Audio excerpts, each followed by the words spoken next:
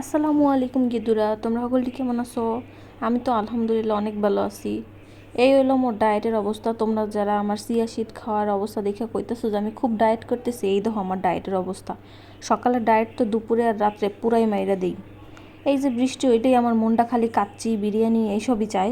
তো এই তো গেছিলাম একটু বাইরে কাজে, আসার পথে নিয়ে আসছিলাম কাচ্চি। বরিশালে তো বেস্ট কাচ্চি ডাইনি আছে, ঢাকাতে তো মাশাল্লাহ অনেক ধরনের পাওয়া যায়, আমাকে বরিশালে কাচ্চি ডাইনি বেস্ট। তো কোথাও গেলে আমার এই কাচ্চির সামনে দিয়ে গেলে আমার কাচ্চি খাইতেই হইব। তো এই হলো ডায়েটের অবস্থা, কি আর করবো, কিছুই করার নাই। মন যা চায় তাই তো করতে হইব, নাহলে তো আবার মন মানে না। শুভশ্রী আর দেব যদি এত বছর পর মিল্লা যাইতে পারে, আমি কেন কাচ্চিরে ছাড়া দূরে থাকবো ভাই? আমি অত কিছু বুঝি না, আমার যখন মন চায় আমি কাচ্চি খাই। তোমরা আমার কাচ্চি খাওয়া নিয়ে কিন্তু কেউ হাসাহাসি করবে না। যাই হোক, এই যে দেখো, এরকম কাচ্চি থেকে কি দূরে থাকা যায় বলো? যাই হোক, একটু ব্যালেন্স করে ডায়েট করলেই হইলো। জীবনে তো একদিন মইরাই যাবো ভাই, এত ডায়েট করে কি করবো? আর এত সুন্দর থেকেই বা কী হইব?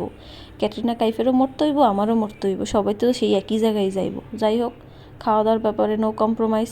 তোমার যখন যা খুশি খাইতে ইচ্ছা করবে তোমরা খাবা, এটা হলো আমার অ্যাডভাইস তোমাকে প্রতি। আর এরকম মৌসুমে, বর্ষা, বাইরে টিপটিপ বৃষ্টি, ঘরের মধ্যে কাচ্চি, আর কি লাগে বলো? মানুষ নাকি বৃষ্টি দেখলে রোমান্টিক হয়, আমার তো ভাই কাচ্চি খাইতে মন চায়। তোমাকেও কার কি মন চায় আমার কিন্তু অবশ্যই জানাবা।